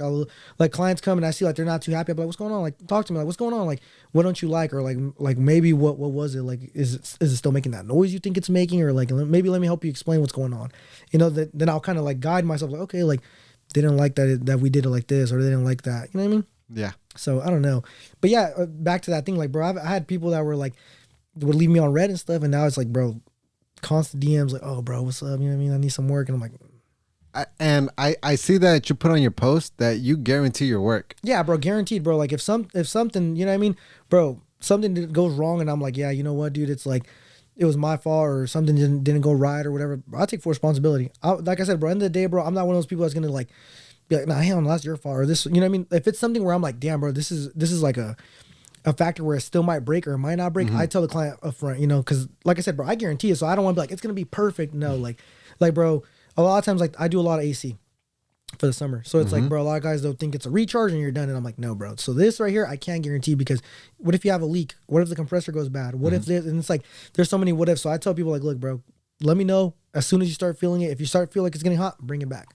Bring it back. Let me check it out, so I don't have to charge you for Freon again, because Freon is expensive. It's the gas that goes into the vehicle for AC. Oh, okay. So, bro, I don't get that for free. You know what I mean? I pay for it. I pay for it. So it's like, I tell clients, bro, like, bro, it's, come back. But as far as like work, like building, like if I build a motor, I guarantee it. You know what I mean? Like I want to make sure the client's spending a good amount of money. I want him to feel comfortable, be like, yeah, bro, I know it was built by Danielthemechanic. Yeah. I know, if something goes wrong, he's going to make it right. It's your name on it. Yeah, exactly, bro. Like, it's my name on it. You know what I mean? And that's how I've always, and the thing is, bro, I treat every car the same, bro. Whether it's a brake job, whether it's a, 30,000, 40,000 car. I got to work on a CTS V3. They're like $100,000. Shit. You know what I mean? Fuck, dude, I built the motor on that, bro. And I treated that. And I'll treat a regular build, it could be a 2001 Camaro and I'm building it, I'm still treating it the same as that, you know what I'm saying? This one I was just really, covering the paint, make sure I didn't fuck nothing up, because you know what I mean, that thing is super expensive. But the fact, bro, it's like, bro, I used to dream about, like, the crazy thing, bro, I really used to be like, damn, I wonder if one day I'll be able to work on something like that. Like when I was first starting off, I'd be like, I wonder if I ever get to touch that car. I wonder if I ever get to even do this and show people I'm capable of doing that. You know what I mean? Like, damn, bro. And these guys were, hella followers and shit like that. Yeah. I was like, man, I don't think I'll be able to like get their attention and stuff. And now, bro, it's crazy, bro. Like the cars I've touched are crazy. Like, I've touched some crazy ass cars for some crazy people. Like, bro, it's been dope. What areas do you cover? Or like how? Oh yeah, well now people come to you. So I've had people come, bro. I got a guy's car right now. He's all the way from Yuba City. He towed it all the way from Yuba City down here, bro. What the fuck? Yeah, bro. And I've had people from Modesto. I've had people from Merced, from the Bay Area, San Francisco, Oakland. They'll be like, bro, I seen your IG. I don't trust nobody out here. I want to go to you.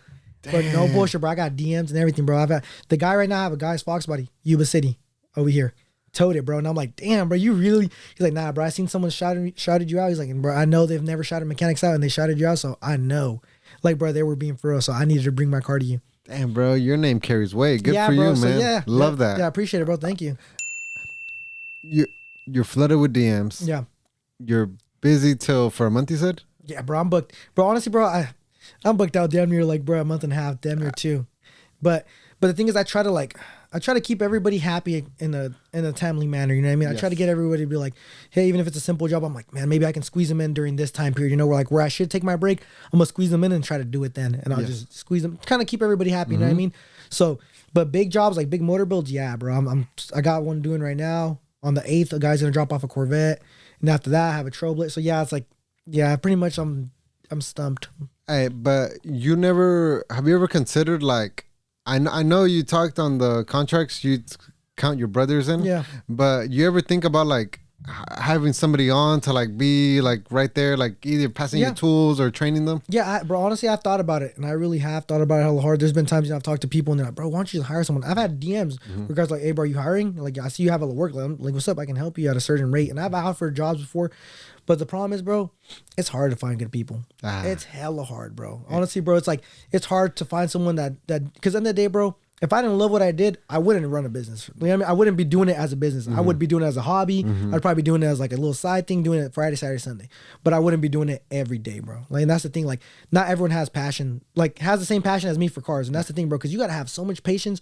And I'm talking about crazy amount of patience, bro, because I can be stuck on a car for 3-4 hours straight, and I'm like, oh my god, I need a break. And then out of the blue, you know, I'll come back and it's like nothing ever happened. You know, I'm back, calm, happy, collective. And not everybody's like that, bro. I've had, you know, like I've had a little couple tryouts and, you know, they didn't go good. It's like, damn, bro, what if we just do this? And it's like a janky way, and I'm like, nah, bro. See, that's what we can't do. That, like, bro, no cutting corners, bro. It took me so long to get where I'm at. I thank God, bro. You know what I mean? That people trust me and stuff, and I got so far, bro, to really be like, damn, you know what, bro? Nah, we can't do stuff. Like that. There's no. Oh, so you've had people, but they just didn't I've had people, but honestly, it's like, you know what I mean? It was like, bro, like they wanted to learn, and I'm like, bro, this job is like, bro, because for me, bro, I'm a teacher and a student. Every day is a new learning thing for me, bro. I promise you, bro. And I always tell people that, bro. Like, to run a business or even do anything in general, bro, you got to be able to take criticism. You have to, bro. Because I've had guys be like, oh, I wouldn't do it like that. And, you know, if I didn't take criticism, I'd be like, no, F whatever you think. I don't care. I do how I want. And I'll be like, oh, really? How would you, you know, I'll still ask for feedback. Like, how would you do it? And I'm like, oh, interesting. You know what I mean? I take it with like so lightly, bro. It's like, whatever. But back then, when I first started the business, someone would tell me like a comment or, you know, and I couldn't take criticism, bro. I'll be so real with you. I'd get so mad. Like, you know, like, oh, I don't care. You do it then or whatever. Now, bro, a client can tell me like, honestly, bro, you know, so-and-so did it like this. And I'll be like, well, bro, you know what? They do it like that, but I do it like this for this reason. I'll give them a whole reason why we do it like that. You're very good at explaining your process. Yeah. Like all your actions have meaning behind it. Yeah, for sure. Because I would say I feel like most people are like me. We know the basics, but we don't know like the behind the scenes, the background of things. But the way you explain it, you make it sound very like I understand why you do certain things. You're very good on that, man. No, thank you. It's good, man. It's good. And what 3-4 years in the business? Yeah, 3.5 already going. 3.5, man. That's good. Thank you. I can only see you growing and coming up from here. I appreciate it a lot. One of the big values I saw that you have and that you offer is the Snap-on financing. Yeah. So can you tell me a little bit about that? Yeah, so it's Snap Financing. So pretty much I was a buddy of mine, you know, shout out to Rob. That's, you know, that's the guy that put me on for that. He set me up with the guy. Pretty much he told me like, bro, you can grow the business with that, you know what I mean? Like, and it's like, even if people don't have certain funds, because I've had people, you know what I mean, man, they don't have, you know, $200-$300 laying around. And I get it, bro. I mean, we've all been in that position, right? Or at least I can speak for myself, bro. I've been in a position where I don't have $200-$300 to fix, you know, my car or whatever. So, bro, that offers pretty much like I believe it's 90 days or 100 days. It's like a loan. So pretty much it's like, and it doesn't go like, I have nothing to do with it. So in the beginning, people thought like I'm the one giving out the loan, but pretty much it's a bank. It's just under my business. Got it. Yeah, it's a bank that pretty much finances you for like 100 days. So in those 100 days, you get 0 interest. So as long as you pay it off. Wow. So as long as you pay it off before the 100 days, bro, you're good. Like, but I'm straightforward with my clients, bro, because I could easily lie and be like, oh yeah, don't worry about it. Don't, like, but no, bro, because the interest rate's so high. I'm talking about it's like bro, it's ridiculous. Like if you pull out 300, you end up paying like 1,000. Like that's how high the interest rate is. Like, so I always tell everybody like, bro, get it if you can pay the before the 100 days or whatever it is, the 90 days. You know what I mean? Like, pay it before then, bro. After that, I mean, I can't do much for it. Even during because bro, as soon as like they sign the contract and when I get the contract over with, like, bro, I'm already getting the funds. But now it's them. It's for them to pay the bank. So I don't know if some clients in the beginning they probably thought they were paying me, so they were like, I don't want to burn you or whatever. I'm like, bro, Like if you burn, bro, in the day you're burning the bank. Yeah. I don't care, bro. Like I get paid no matter what. I'm gonna get my money no matter what. So you don't got to pay me. So it's the bank you're gonna end up owing money to, and they're gonna send you to collection. So it's like, you know what I mean? Yeah. But it's a good program. I recommend it to a lot of people because like I've done like 2-3 of them already. Mm-hmm. You know, guys that had like they wanted to overhaul their cars. Like it was time, bro. Like they went so long without fixing their cars. They needed like plugs, oil, just hell The stuff. works. Yeah, the works, literally, bro. And it was up there. It was a couple thousand. They ran through that, bro, and they did it. And it was like, cool, you know what I mean? They're like, damn, bro, I feel cool because now I can do payments on it. I'm like, yeah. So instead of like wasting all that money up front, they kind of just did it in payments. I'm like, that's dope. That helps out a lot. Yeah. The payment. And yeah, you're right. 100 days, that's pretty reasonable. Yeah. Because I believe it's 190, but it's one of those. It's still up there, though. 3 months. Yeah, bro, it's still up there. 3 It's still months. up there. That gives a lot of people to run with because you put it on a credit card. The first month you're getting literally the interest, and so they're financing the people, but they're giving you the money up front. But then after you're done with the job, all obligations are now with the bank and the people. Exactly. So once you sign that contract and we both sign, it's like, bro, the next day I'm getting paid. You know what I'm saying? So it's like whatever you end up doing, if you don't want to pay, bro, that's completely up to you. That's with the bank. And never, ever, ever miss a payment. It hurts your credit score. And in the United States, you need good credit for like everything. Mm-hmm. With Tesla on the uprising, AI, electrical, do you have any experience or what are your thoughts on the electrical movement? The gasoline cars are going to be banned in California. Do you think you're just going to adapt with the times or what are your thoughts on this? I mean, I'm hoping, man, it doesn't come soon because I feel like it's going to be a tough, transition. Yeah, because it's like there's so many still gas cars. I feel like no one's really gonna give it up. But I definitely do want to. I've never touched a Tesla. I've never been like, oh, bro, I've worked on a Tesla. Why lie? I haven't. But bro, I always say this and I tell everybody, bro, if Tesla was to ever offer a course, bro, I would pay it. If $10,000, I'll pay it. Why, bro? Because bro, some of these people, they post their bills. Go online, bro. You'll see some of these people are paying Tesla $15,000-$20,000 for like a basic thing. And I'm like, damn, bro. Imagine if they're paying $20,000. I'm like, yo, bro, I'll do it for 15. And I'm certified, like buy Tesla or whatever. I'm like, oh yeah, I'm going to the guy over here. I'm saving $5,000. These guys are people with money, even if they were to go through Snap, I don't care what they do, but as long as we're getting paid, it's like, bro, you know what I mean? So I would definitely pay for a program. And I feel like if you have the opportunity to learn about like, some of the guys that work at the Tesla factory, they're already learning how to build them, how to do stuff. Like, bro, take advantage, bro. Learn as much as you can because, bro, that's gonna come in clutch in the long term. Because those batteries and like those hybrid fixes, don't they be expensive? Like I've heard rumors. I've seen like TikToks or something that like a Tesla to like fix like the main thing is like 30,000. Yeah, bro, it's damn near a car, bro. Like I've seen like battery replacements, for example. Like you said, I've seen them. Obviously I've never met someone and tell me like, yeah, that's how much I paid, but I've seen, they got charged $30,000, and I'm like, oh, 30,000. They had no choice but to pay, and I'm like, damn, they had 30,000 laying around. I'm pretty sure if we charged them 20, it's like, bro, they'd be happy as hell. Bro, you're having gems, light bulbs, like holy smoke! You're thinking ahead, bro. Yeah, I love. Yeah, I have to. I love it, bro. Oh my god, man, this is great. This is really great.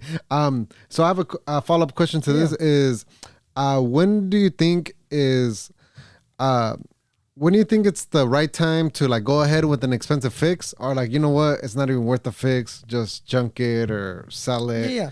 I think it comes into play once you know like the value of the vehicle, right? So let's say you have a a 05 Malibu. You're not worth much. You know what I mean? What if it needs an engine, transmission, and the computer? You're like, damn, that's a couple grand in already. You know what I mean? Like you start doing the math, you're like, just junk it, bro. It's not even worth it. But you have something like rare, you know what I mean, or something that still holds its values and stuff like that. I would say, go with the repair. But even then, bro, I've had cars come to me and I'll tell the client, like, bro, in my opinion, if this was my vehicle in the most respectful way, you know what I mean? I'm like, bro, don't fix it. Don't fix it. It's not worth it. It's not worth it. It's not worth it. And they'll be like, damn, are you for real? I'm like, it's not worth it. And I've had clients be like, fix it. And I'm like, are you sure, bro? Like, the car's not even worth it. I'll fix it. And I'm like, okay. But I'm super straightforward with my clients, bro. I try to be, as straightforward and open with them. I try to give them my opinion. I'll be like, because I've had clients ask me like, hey, so what do you think? And I'm like, if it was me, this is what I would do. Yeah. And I'll be like, bro, and I'm looking at it as because there's potential money for me, so I could easily lie and be like, I fix it. Let's fix it. Like, bro, for what? I'd rather be straightforward with them and be like, look, bro, if I were you, don't fix it. Like, just, pay me a diagnostic fee and call it a day. Just get rid of the car. And that, you know what I mean? Some people, bro, they love that, bro. Some people are like, damn, bro, like, I appreciate you being honest because I've gone to mechanics and they'll be like, fix it. Like, it's going to be good after that. And then it's not good. I'm like, nah, bro. Karma's real, bro. Karma's a real thing, bro. And I'll tell you that. Karma is real. And I know you're a businessman, bro. Yeah. And I know the only color we see is green, but I love that you still carry principles and morals. Yeah, bro, I have to. Because taking advantage of, like you said, easily, if it's an easy fix, why not just help them out? Because, and you like just being upfront and honest, like that's going to take you a long way. Yeah, no, for then, sure. then I feel like these people that are always trying to make a quick buck and Yeah. cash and grab. Yeah, and I've seen that a lot, bro, especially in my industry. Excuse me. But, you know, I've seen where guys are like, man, I'll just charge him this much or do that, or, you know what I mean? I'm like, I could, bro, but like, all right, bro, this is the way I see it. I can make, for example, $1,000 off that one fix or charge them like 200 and they're going to come back 5 more times. You get what I'm saying? So it's like, That's what people don't think about. Yeah, Because bro. if they find out that you Yeah. charge them for such a crazy, a ridiculous price for something so easy, that's gonna leave a bad taste in their mouth. They're gonna be like, "Oh man, this guy kind of." they're not gonna be happy, bro. They're gonna be upset. And the thing is, like, so when I first started off, like, I had a lot of like women, because, you know, like there's a lot of memes and stuff like women don't know about cars and stuff like that, which is a whole different topic. But a lot of time mechanics do get over women, and it's a real thing, bro. Like, believe it or not, there's women that don't have, you know, dads or, you know, brothers and stuff, so they don't know any better, right? So they'll go to a mechanic, they'll go to a shop and get charged a ridiculous amount for the most simplest stuff. And that's one thing, bro, I always try to tell like my female followers and stuff, bro, like I'm super straightforward. Like, bro, I'll tell them straight up, like, look, if they're gonna charge, go to a different mechanic. You're gonna see what they're gonna charge you. But I'm telling you right now, like, just don't let them get over you. You know, because I'm telling you this, and I'm telling you, you know what I mean. Like, I'll explain to them, and they'll be like, "Damn, for real." And I'm like, "Yeah," and I'm like, you know, because I get it. I don't have any sisters. I don't have anything like that. But I still look out for them because, like, man, I would hate for that to be my sister, and they get charged, you know, X amount of money. You know what I mean? I don't know. That's just me though. God damn, bro, you just dropping gems. I had no idea that was a thing, bro. I had no idea that was a thing, bro. Yeah, no, bro. Like, there's memes. I About believe it. Yeah, I know. I seen the memes, Yeah. but it makes sense too. Because how are they gonna know any better? Yeah, bro. I've had, you know what I mean? I've had girls tell me like, yeah, I went to this shop and they charged me, you know, like $1,000 for some brakes. Like, literally, like, bro, $1,000 for brakes? Like, what do you mean? And it's like a Honda. And I'm like, hell no. Like, and you paid it? Like, well, I thought that's what they went for. I'm like, oh my, you know what I mean? I'll be like mind blown. I'm like, man, that's because, you know, bro, the reality is, excuse me, but we're not all like, how can I say? We're not all lucky to have like friends that know about cars, or even, bro, I've had girls with significant others that they don't know anything about cars. The guys don't know anything. They're like, oh, bro, I'm gonna bring you my car too because I don't even know what it's doing. It's making a funny noise. And there's nothing wrong with that, bro, because I feel like, I don't know. I feel like nowadays, you know, a lot of people will be like, bro, you know, as a guy, you got to know about cars. And it's like, yeah, but sometimes, bro, some people have money to pay for shit. Like, you know, they have money to not have to worry about car fixes, bro. And there's guys that, bro, they pay the people like us to work on the vehicle so they don't ever have to touch them at the end of their lives. So big facts. You know what I mean? But yeah, bro. It's at least good to be aware, though. Yeah, for sure. I feel like you should at least know, like, hey, man, maybe I think you need some oil on that motor. You know what I mean? Or maybe I think it's time for brakes. Or like I said, be aware of it. You know what I mean? Like, maybe you don't have to be super hands-on, but you should for sure, like, you know what I mean? I'm going to ask you, like, one of the most noobest questions, I think. And this is just all me, because I noticed my cap says Fuel 85 compatible. What is that? Like E85? E85. Okay. Like, so what's the? I see it's a lot cheaper. Yeah. It's like $1 cheaper. So it's made out of corn. So it's pretty much cheaper and it burns a lot faster. Though. Yeah, that's the one thing I don't like. I tried it like 2-3 times. Like, hell no, man, I'll stick to Costco. Yeah, because it burns a lot faster. Yeah, but it's really so. Is it performance? It's ethanol. Yeah, it's a performance thing. Honestly, like if you want to go fast and do that, you know, you upgrade, you know, obviously the go fast parts, upgrade the fuel, you do some ethanol, and there you go, man. You're making some real numbers with that. Oh, okay. But if I'm not racing or trying to get up there, I mean, it's like one of those things where you're gonna get stuck somewhere. You're like, damn, all they got is some ethanol. Like, just, you know what I mean? E85, just run it. Like, you got nothing. You can use it. It's compatible. Got it. Okay. I didn't want to act like I knew what it was. I just straight up wanted to ask, and I'm like, okay. I've seen on your IG that you posted up that somebody had a tracker in their car. Oh yeah. Was that from a previous like mechanic that worked there, or what? Why do people? Is that really a thing, or is that just that one time you seen? So no, let me tell you, bro. So I got a lot of clients, and they're how do I say it without, you know what I mean? The FBI knocking down my door. Are they part of that? So yeah. So those clients, bro. There's, you know what I mean? I call them special clients because, man, those guys, bro, they pay triple, quadruple, bro. They make sure their cars are, you know what I mean? Tip top running shape, and they make sure those trackers aren't in there. So when I can't touch them, bro, they're upset and they don't like it, you know what I mean? So one of those, the car I have I've found like 5 or 6 of them already, you know, on different people. What? Yeah, bro. And that guy specifically, he was like, yeah, bro, you weren't responding, so I went to go get an oil change done. But, you know, he had some bags in the back of his trunk when he got it done. So it was a couple bags of, Mm-hmm. So he was like, yeah, bro. He's like, they took dumbass long. They took like an hour and a half and I left. So when I got back, he's like, something just wasn't right. And I always felt like a car was following me. He's like, and I remember that you always do the trackers. Like, so I just want to make sure. And yeah, bro, I actually got really good, bro, at finding those things. And I've gotten somewhere I'm like, man, I can't even find them. And then out the blue, I'll think, I'm like, man, if I was them, where would I put it? And then boom, I find them. So I get like a lot of like Stockton people that are, or even like Manteca, Modesto, like, they're doing what, what they do. And they want to make sure that they're not getting followed. They're not getting tracked. And that's sort of what I do, bro. I get paid for that too. Hey, man, you're giving the hood justice right here. Yeah. Shout out to you, man. I'm giving the hood a second choice. Hell, damn. So I had no idea they've been doing. The only time I ever seen trackers I've seen them on U-Hauls and I've seen posts too at sneaker shows. Yeah. When like sneaker shows Events and stuff? events, they put them on the U-Hauls because you know how some of the resellers be to the brim, but I had no idea like even for that bro. type of shit. But Yeah, you be looking up, man. Yeah, bro. I try to make sure my people are straight, bro. I mean, shit. You know what I mean? Everybody has their own hustle, and I respect it. I mean, you know what I mean? Love that, man. Can't knock nobody's hustle. Nah, can't, bro. So what does the future hold for Daniel the Mechanic, man? Man, oh, I'm not even sure. I think a lot in the future, but man, I'm not sure what it holds, man. I don't know. I try to not to think too much in the future because I feel like I get anxious or I don't know. You're just with your head down, moving forward, bro. That's the goal, bro. Like I mean, who knows what it holds. I mean, I hope a shop very soon. You know what I mean? Really? Yeah, that's what I'm hoping for right now. A shop very soon, and you know what I mean. Kind of keep going from there. Like I said, I definitely do want to grow as far as like hire someone, but it's just that, bro. I'm really hoping for the right person to come and be like, hey, bro, like prove to me that they're like, you know what, bro, this could be a little Daniel the Mechanic. You know what I mean? Like a good protege right there. I can make sure he's straight. I want to be able to trust someone, not necessarily where them like steal stuff, but it's just like, bro, like make sure they do the right stuff, make sure they're doing the right work, make sure they're not cutting corners. Because, bro, I mean, even like steal stuff, bro. I've had clients, they come, bro, they leave. I've had a guy leave like $5,000 cash in the car in the glove box, and he knew we had to take like the glove box apart, and he left it there. I mean, it probably was a test, it'd be like, let's see if he takes it. You know what I mean? But, bro, it's not in me, bro, to take stuff. Like, bro, I've never had to steal from somebody or, I've had guys leave gold chains or stuff that they lost, bracelets, and I know they would have never found out because they thought they lost them. And I'm like, oh, bro, here, I found your son's gold. That was actually some guy. Shout out to Gabriel. He was his first time bringing me his car. We're checking out like a center console for him too. He had lost his son's chain, and he thought he had lost it, and it was like just stuck in there. And I'm like, anybody else, bro, I'd pocket it because he thought it was lost, gone already. And then when he can't pick up the car, I'm like, oh yeah, bro, here I found your son's chain. He's like, what the fuck? He's like, for real? I'm like, yeah. He's like, damn, bro. He's like, you're a real one for that. He's like, someone else would have just kept it. Yep. He's like, someone else would have just pocketed it. He's like, even though it's not worth much, but it's like the fact that it's a little gold chain. It's like someone would have gave it to their son or their nephew or whatever. I'm like, nah, bro. It's not in me. Damn, bro. That says a lot about your character. And this whole show, man. This whole show, I hope the people in the camera see how much they got to go fuck with you. Yeah, no, I appreciate that. But I'm curious then, what's the end goal is a shop?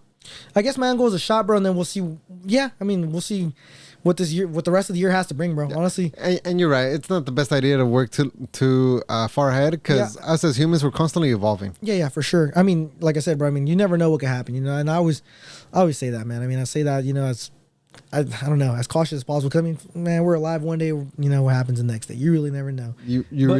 Really don't. But I try to, keep it where I'm like, you know what? Like, I do try to have a game plan for it's like at least a month ahead or 2 months.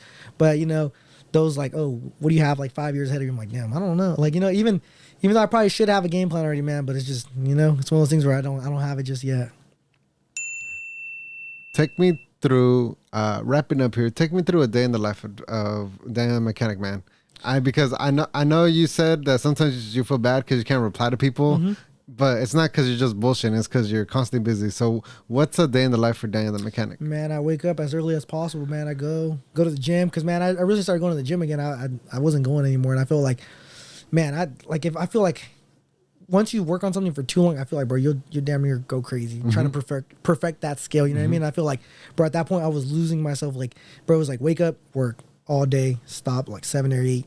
Shower, sleep, eat. You know what I'm saying? It's like so repetitive. So I had to switch something in my schedule, bro. And I was like, man, you know what? Something's got to change, bro. I got to start doing something. So now I wake up super early, go to the gym. I go with one of my chiropractor friends. He shout out to Alex Chiropractic. You know what I mean? Good guy. But yeah, bro, I go to the gym, wake up, work out. After that, change, start working on the cars. Literally, bro, like straight out the gym, start working on cars. Yeah. Work on cars. As soon as I get hungry, bro, go get a little lunch, come back, work on cars, 7 or 8, depends what time I'm feeling tired or whatever, and depending how many cars I have that day. Because like I said, bro, it's crazy, bro. It's an everyday thing. Like I get to thinking, I'm like, man, bro, like it's like every day someone's like willing to bring a car. If I was to post right now, like, yo, who needs work tomorrow? I guarantee you, bro, hell of people would say, like, bro, get me in. Like, I need that right now. So it's like, bro, it's crazy, bro. And I'm blessed, bro. I thank God. Because like I said, bro, that's as corny as it sounds, bro. I used to pray for times like this, like Meek Mill said, bro. I used to really, bro, be like, damn, bro, I hope one day. I used to sit on the edge of my bed, bro, and be like, damn, bro, I hope one day, bro, like I could really have like hella messages or people really like saying stuff like that, or I don't know, bro. Like to me, it's like sometimes I look back now and reflect, and I'm like, bro, damn, like, bro, it gets worse before it gets better, and I'm a huge believer of that, bro. It gets worse before it gets better, and bro, I went through the toughest things, bro, to really get where I'm at, bro. People, I lost loved ones, relationships didn't work out. It was like, bro, everything for me to give up, it was like, damn, bro, I'm ready to give up, but it was like something in me, bro, was like, bro, this is the last thing I have, like, for myself. You know what I'm saying? Like, if I went back to working a 9 to 5, I was like, damn, I gave up on myself, bro. I gave up on this little dream I had. Like, that was it, bro. I lost everything, and now I'm gonna lose myself because I don't want to keep pushing, because I don't want to make that extra sacrifice, because I want to go to a certain party that, so I don't know, bro. Like I said, bro, I used to really pray for times like this, bro, and I'm thankful. I'm always thankful, bro, because like I thank my clients, I thank future clients, I thank everyone that was a past client, maybe they don't come anymore. I still thank them, bro, because it's like, because of you guys, I'm here where I am today, and I never try to act like I'm better than anyone else. There's some great technicians out there, bro. Hobbies Motorsports, there's a whole bunch of guys out there, you know what I mean? They're awesome, brother. They do their jobs. They're super booked out too, and it's like, man. So you know what I mean? A lot of people, like I said, I get DMs like, bro, you're the best, and the NorCal or best in Stockton or best, like, bro, that's what, like, bro, I kid you not, bro. I promise you, bro. That should be making me emotional. Because I'm like, damn, bro, I used to really pray for that shit. I used to really be like, damn, bro, like, the fact that these people look up to me, the fact that, like, I'm booked out, like, bro, for me to say that, that's just not, I don't know, bro. Blessings come true. Yeah, blessings come true, bro. Hey, man, I know as like cheesy as this sounds, bro, even though this is the first time we met, bro, I'm proud of you, bro. Nah, bro, appreciate like that. honestly, man, like, you're speaking to you these last couple hours, hearing your journey, I can only imagine what you had to overcome, but man, for some reason you're here. You had every reason to give up. Yeah, every reason to give up and fold, and yet you're making it happen, bro. Yeah. You're really popular. A lot of people mentioned me about you, talked about you, and that says a lot, man. When people speak on your name and there's a good positive behind it, that says a lot, man. Yeah, no, man. I appreciate it. Like I said, man, it means a lot to me, because, like I said, that's just for everybody, bro. I try to tell everybody, like, you know what I mean? Don't give up on that dream, bro, because I had all odds against me, bro. Like I mentioned to you, you know what I mean? My dad didn't want me to do this, bro. My dad was like, bro, that's dumb.